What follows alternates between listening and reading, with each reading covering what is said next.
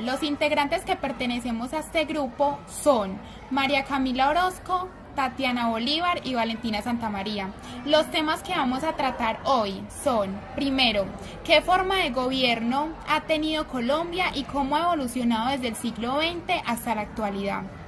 Segundo, el modelo económico que ha tenido Colombia desde el siglo XX hasta la actualidad. Tercero, ¿qué impacto social ha tenido Colombia de forma de gobierno y el modelo económico? En el orden político de Colombia en el siglo XX en la historia nacional de Colombia inicia con la finalización de la Guerra Civil de los 1000 días, ya que para los historiadores dicha confrontación armada culminó en el año 1902, por ende el país se detuvo por un momento para mirar la ruina que había provocado la violencia, la destrucción del campo y la decadencia del sistema financiero, las deudas y otros tantos aspectos que señalaban una realidad que se tenía que transformar de manera inmediata para evitar el atraso socioeconómico frente al sistema mundial que se desarrollaba en Europa y en Estados Unidos. Según Ramírez y Telles, 2006, después de la guerra se llevó a cabo una política de reconstrucción económica y se emitieron una serie de leyes con el objeto de regular y organizar la administración pública en el país. Dentro de esas leyes se encuentra el número 39 de 1903, reglamentada por el decreto 491 de 1904. Referente a la educación, la cual dividió la enseñanza oficial en primaria, secundaria, industrial, profesional y artística. La ley estipuló que la educación política en el país debía estar regida por los cánones de la religión católica y que la educación primaria debería ser gratuita pero no obligatoria. Este tipo de reformas a nivel económico y social continuaron en manos bipartidismo y oficial en el movimiento político liberal y conservador, puesto que después de la guerra de los políticos comprendieron que la nación necesitaba modernizar las políticas públicas, además usar a la iglesia para guiar al pueblo, como un rebaño hacia el lugar que decidieron sus líderes. Por ello la educación católica funcionaba de manera estratégica, como centros ideológicos de adoctrinamiento político y sometimiento voluntario y resignado frente a las leyes del gobierno nacional, por injustas que estas fueron con los pobres. Sin embargo, es muy importante aclarar que el siglo XX fue el fundamento de las revoluciones a nivel tecnológico, político, cultural, educativo, social, etc. Por ende, en Colombia los estudiantes universitarios comenzaron a exigir que se los... Los estudiantes universitarios comenzaron a exigir que se les ofreciera un sistema educativo que correspondiera con las demandas sociales del mundo moderno, para que se les quitara el yugo de la religión conductista. El poder legislativo reside en el Congreso Nacional de la República de Colombia, sistema bicameral compuesto por una Cámara de Representantes en 166 miembros y un Senado de la República, conformado por 102 senadores, elegido por todo sufragio directo de todos los elementos para un periodo de 4 años con posibilidad de reelección. Poder judicial, constitución por las jueces de la República, la Fiscalía General de la Nación y los jueces de paz, siendo la Corte Suprema de la Justicia la cabeza del aparato judicial, cuyos magistrados son elegidos por cooptación de los demás miembros del tribunal para periodos de 8 años con posibilidad de reelección. Este poder ejecutivo es constituido por el presidente de la República, el vicepresidente de los ministros y directores de departamentos administrativos. En el nivel nacional, los gobernadores, las asambleas y departamentos de los alcaldes, consejos a nivel municipal. La forma de gobierno que se utiliza en Colombia es la democracia. Esta se refiere a la facultad de los ciudadanos para elegir entre 2 o más candidatos para ocupar cargos públicos. Esta se divide en directo e indirecto. El directo se refiere a que permite que la voluntad ciudadana decida sin intermediarios quiénes serán los gobernantes y es la más universal.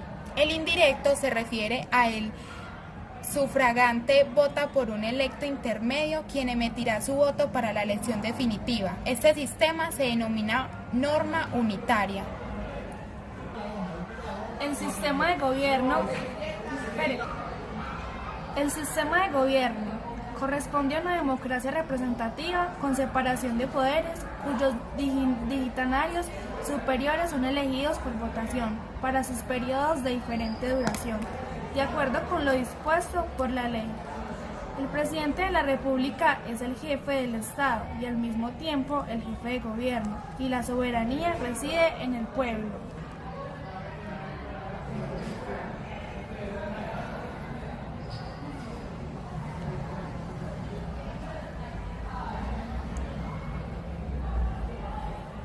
Ramas del poder público. Poder legislativo.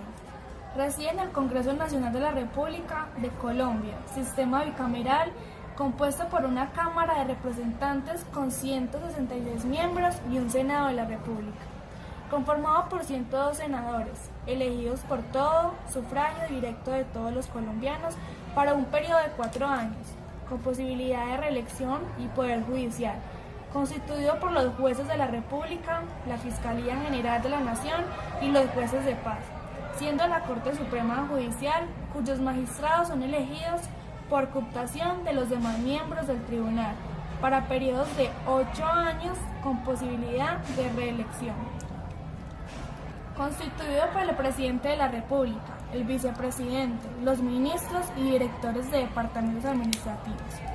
El nivel nacional, los gobernadores, las asambleas y departamentos, y los alcaldes y consejos a nivel municipal.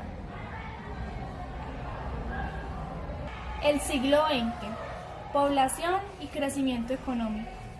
El tema de la población, fundamental para entender por qué el crecimiento económico en ciertas fases no puede absorberla, especialmente si el crecimiento demográfico es mayor que el del empleo productivo. Factores culturales y religiosos y atraso educativo han confluido porque el Estado colombiano nunca haya tenido una política clara de conscientemente sobre las variables demográficas, agravando los índices de desempleo, subempleo y pobreza. Pero también cómo se vara el crecimiento económico de Colombia ha sido positivo, pero no tan brillante como para producir el pleno empleo en nuestra población.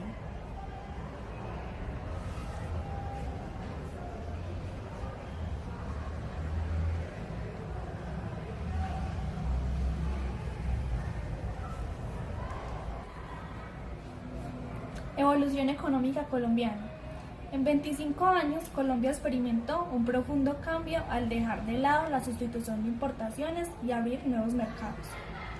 Al incrementarse relativamente la producción de materias primas, se deterioró la ocupación y la distribución del ingreso. La razón es obvia: la explotación minera y de hidrocarburos es intensiva en el capital de 2010. La ocupación en dichos sectores representó el 0,9% de total de la población ocupada. Sin la migración registrada entre los censos de 1993 y 2006, la situación de desempleo y subempleo serían peores, a las alcanzadas de 12 y 24% en 2005. La pérdida de esta población, en su mayor parte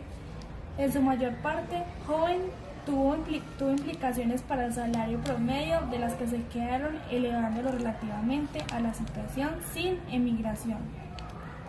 Se generan además unos recursos externos muy importantes por medio de sus remesas, equivalentes al 4%. Tercer pregunta: ¿qué impacto social ha tenido la forma de gobierno y el modelo económico en Colombia? El crecimiento económico en Colombia, como en todo el mundo, resulta el aumento de la riqueza, y esta depende de los aumentos de productividad que experimenta el sistema económico. Este fue el punto de partida con que Adam Smith inventó la economía en su tratado sobre la riqueza de las naciones. La productividad, a su vez, está asociada con el cambio técnico, que es el que permite que iguales cantidades de factores, mano de obra, capital y tierra, aumenten el producto en este sentido de globalización. Hemos visto que el crecimiento de Colombia fue muy lento durante el siglo XXI, de 1,8% anual frente al 4%, como la tasa de crecimiento de la población del siglo XX fue el 2,3% anual del crecimiento por habitante del 2,3%, de lo cual resultó insuficiente para ocupar a toda la fuerza laboral, como refleja el alto desempleo y subempleo de la población. Durante el siglo XXI, el crecimiento por habitante fue solo del 0,1% anual del crecimiento económico en Colombia.